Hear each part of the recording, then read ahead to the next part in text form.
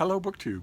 A while ago, as you know, if you've been watching this channel, Matthew at Mayberry Book Club made a tag about yours truly, in which he looked at the books in his collection and wondered, has Steve read these books? Has he read everything that I have on my shelves? Premised on the simple truth, which is that I've read an enormous amount in my life. I read very fast. I read for a large amount of time every single day, and I have for a very long time. And that adds up to a large reading history, and so that made me a target for his tag, and I couldn't be happier about that. One of the things that pleases me about this tag is that our little corner of BookTube, these 100 channels or so, has had no trouble at all understanding that this is all just fun. That we can all just laugh about this. There is no wrong way to read. So there's not the slightest hint of judgment or backbiting here at all. There are still winners and losers. Wicked pissa losers. Because Matthew, when he was done with his 8 books, scored two books that I had not read out of the ones he listed. And people have latched onto that number as a sort of a mark of achievement or a lack thereof. And because he made his video into a tag and it went viral. Lots and lots of people have done this tag, and lots of other people are doing it. And belatedly, I left my responses on intentionally enigmatic response on his video. But after that, I realized, oh no, wait, if people are going to the bother of making videos specifically to poke the bear, then I should make response videos. I don't have a studio here with lots of editing and fancy effects and backlighting and whatnot. I make videos at the drop of a hat, so I can make a video response to every one of these, and I will make one for Matthew, the host of our whole festivities here. But as I have made those videos, we have watched to see how high a number people would get. And I have to confess, BookTube, as much as I have read 150 pages an hour, an average of 10 hours every day, for 28 years, possibly 3 times that long. Even given that, I was kind of thinking that by now somebody would have simply aced me, as the Old West would have put it. But no, that hasn't happened. Out of 8, 10, there's no hard and fast rules for this. There are unwritten rules. One of the unwritten rules is you don't want to pick 50 books. Another is that you don't want to pick things that you know I haven't read, things that you pick intentionally for their obscurity. You want to let your eyes wander around the books in your collection rather than going to... I don't think it would be hard for any one of you to come up with 8 books that you know I haven't read. The point is, in a normal book collection, is it possible for you to pull out books that you think are off the beaten path enough for me to have missed them? And another just general rule would be, let's make sure that they're in English, because that closes off a whole bunch of new cans of worms that we'd rather not open and whatnot. But given those informal rules, the idea has been, how many can you get? How many books can you get that I haven't read? And that number hasn't gone up very high. It's only gone up to the halfway mark. If we count 8 books, 8, 10 books, something like that. Matthew scored 2. A couple of other people scored 2. Samuel Durham scored 3. A couple of people who shall be nameless scored only 1. And even the biggest contenders so far, the OGBG, the Old Geezers Book Group, which is Todd at Todd's Bursting Bookcase, Jason Harrigan at Byways in Brooklyn, and Mark Richardson at Richardson Reads, even they did not, purely through forbearance, they did not come up with 8 books that I haven't read. Any one of the 3 of them could, just like you could. But they didn't do it. Instead, they tried to stay roughly close to the mainstream. And so is everyone else, more or less. and the result is that the highest number is 4. And 4 is the ruler of the universe. And right now we have a tie. There's Alan Moreton and Hannah's books. They both have 4 books that Steve has not read out of the list that they've made. But there are plenty more contenders to do. So we'll see if anybody can get that number up above 4. This is going on a month now. We have a new contender today. Brian at Bookwanting did his version of this tag. I thought we'd jump into it and see how he does. So his first nominee is Soft City by Jonathan Raban. And I have read this book, and I do very much recommend it. It is strange, even for this tough to classify author. It's a meditation on city living, on what city living is like, what it does to you, the beauties that you can find in what your instincts first told you were brutalities, all sorts of things like that. And if you've read any of Jonathan Raban, maybe you probably read Badlands, but if you've read anything by him, then you know that he's one of those writers that will engage you no matter what. No matter what he's writing about, you're going to keep reading. And Soft City is terrific, especially if you live in a big city, which most people do nowadays. Then you're going to find a lot in here that's going to make you just, nod, and that's great. Then the next one is Desert Islands by Walter de la Mare. I have read, I think, a very large percentage of Walter de la Mare, including this book. This book is one of his vaguely themed catch-alls about storms and islands and castaways and loneliness and isolation from society and Robinson Crusoe. Walter de la Mare grab bags are great fun to read. He's a very companionable writer.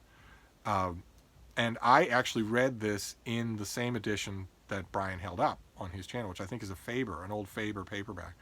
Then the next one is Taxi from Hell, Confessions of a Russian Hack by Vladimir Lobas. And I have not read this. Apparently it's a Russian emigre stories about being a cabbie in New York City in the bad old days of the 80s. Sounds fascinating. And even more fascinating and typical of this tag is Brian's explanation of his interest in the book. He apparently has a fascination with taxi driving, with the history and the sociology and the accounts of taxi driving. Would never have known that. I don't think that would have come up in the course of watching his channel. And certainly this book would not have come up. And it sounds fascinating. But that's a no. I haven't read that one. And then the next one is A Singing Ambivalence. It's an academic press book. So he thought he was on thin ice. American Immigrants Between Old World and New from 1830 to 1930 by Victor Greene. And it again sounds absolutely fascinating. It's a history of not just people emigrating from their old worlds and bringing their old songs with them, but how those songs change and adapt to the new world and what they say about the new world. I haven't read it, but it sounds absolutely fascinating. I certainly would read it if I ever came across it. The problem with these old academic press titles is that their strength is their infinite variety, and their weakness is that they're never reprinted. So you either get them or you don't, and they are typically printed in such small numbers that buying a used copy can sometimes get to be expensive. But if anyone ever bothers to reprint Singing Ambivalence, I would be interested in reading it. Then the next one brought a smile to my face. The next one is Old Pybus by Warwick Deeping, who was a prolific novelist, prolific short story writer, wrote all sorts of essays, wrote essentially all the time for low wages for anyone who would pay, and did it for the whole of his life. And Old Pybus it's a syrupy, it's a saccharine, sentimental story. I have read it. It is yes, and it's yes only because of the Brattle Bookshop here in Boston. It's a great used bookstore with an enormous turnaround of stock. So the experience that you and I have both had in the neighborhood used bookstore, where there's that one book on the shelf and it's $7 and you just didn't have an extra $7, and you every once in a while you go in there and you look at it because you wonder, is today the day is it really worth it? Do I really want it? Well, that wouldn't happen at the Brattle. It wouldn't be there 2 days in a row. Because the overturn of stock is so great. And the Brattle also has sale carts outside, $1, $3, and $5 sale books.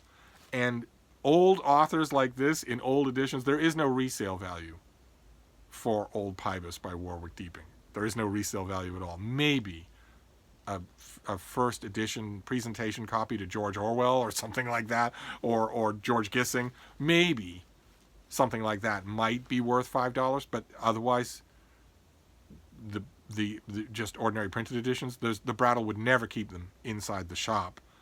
So they would go straight out to the bargain lot. And the Brattle would also never buy a copy of Old Pybus alone. Anyone who's going to have it is going to have all of it. It's going to have a whole shelf of Warwick Deeping novels, and that's exactly what happened. One day, it was a long time ago at the Brattle, I saw just a whole bunch of these from this author. I knew nothing about him, for $1 a piece. So I bought a whole bunch of them, including this one.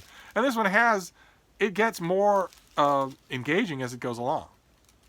Old Pybus does. It's about a man who becomes completely estranged from his own blood relatives, so that by the end of the book, he can meet a grandson of his and not even know it at first. And that strikes a chord with me because it's exactly true in my own case. I have nieces and nephews in the world that I couldn't pick them out of a police lineup. I could, for all I know, in the last 10, 15, 20 years, I could have stood right next to one of them on a crowded subway platform. I would never have known. So that kind of thing is really interesting in old Pybus. And it reminded me of other authors that I have found in the same way. Joseph Lincoln, for instance, or George Bar McCutcheon. Other two, these are two. Joseph Lincoln was the same thing as Warwick Deeping. He wrote all the time. He wrote a shelf of books. They were well received. George Bar McCutcheon, the same way. And they're now totally forgotten. These authors are totally forgotten, but you can, if you have a really good used bookstore, because there's no sense using a library. No library will have these people. But a really good used bookstore like the Brattle, you could easily find copy after copy after copy of their books, and I have, with in all three cases, and plenty others besides. But so believe it or not, old Pybus is a yes. I actually kind of enjoyed it. I don't think anyone's ever going to reprint anything by Warwick Deeping, so you're going to have to find him at a good secondhand bookstore. But he might be worth your while to try. And Joseph Lincoln the same way, and George Bar McCutcheon with his Grosstock novels, all of them. These old style books are. Frida is eating paper packaging. I got a gift in the mail, and she's eating the paper packaging that came with it. I'll let her eat me instead. So anyway, back to the tag. That is a yes. Then the next one is, in every one of these tags, in almost every one of these tags, there is at least one choice on the part of the tag maker that makes me say not only, oh yeah, I've read that, but also, what on earth would they think that I haven't read that? How on earth could they think that I haven't read that book? What's it doing on this list? And this next one is one of those, because it's The Adventures of David Simple by Sarah Fielding, the incredibly hardworking and underrated sister of Henry Fielding. And the reason, I would have read it anyway. I've read quite a bit that Sarah Fielding has written. I've read quite a bit about her.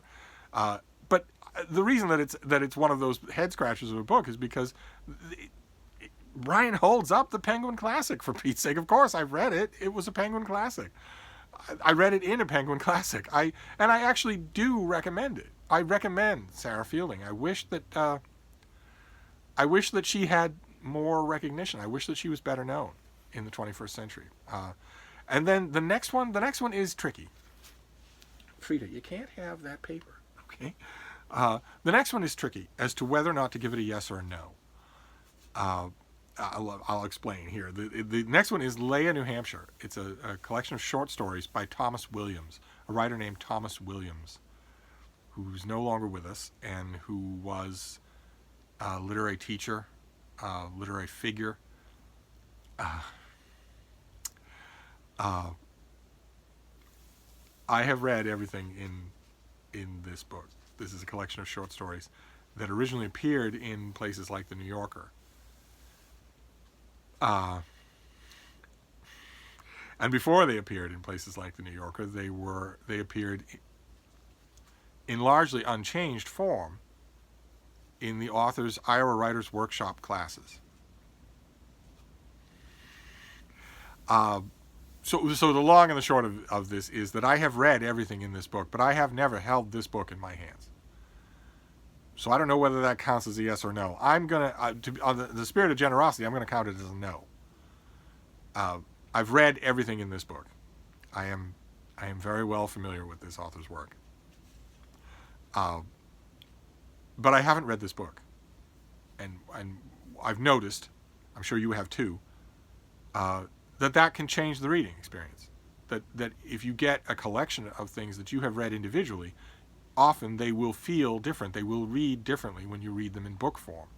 I honestly do think that it subtly but very genuinely changes the reading experience. So I'm going to call this a no, even though I have read every word that's in this book. I just haven't read it as a book. So we'll move on to the last one, and the last one is The Ring is Closed by Knut Hamsun.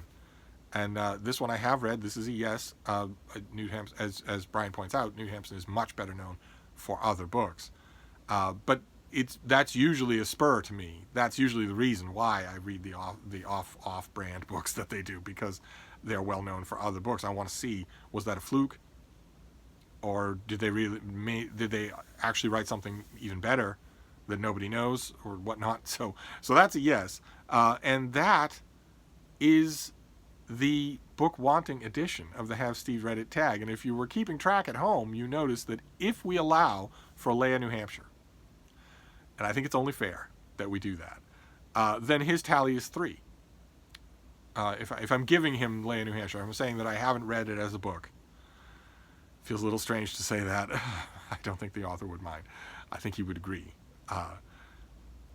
Then that means that his tally is 3, which is respectable, but it does not dethrone our 2 current rules of the universe, Alan Moreton and Hannah's books. It doesn't dethrone them.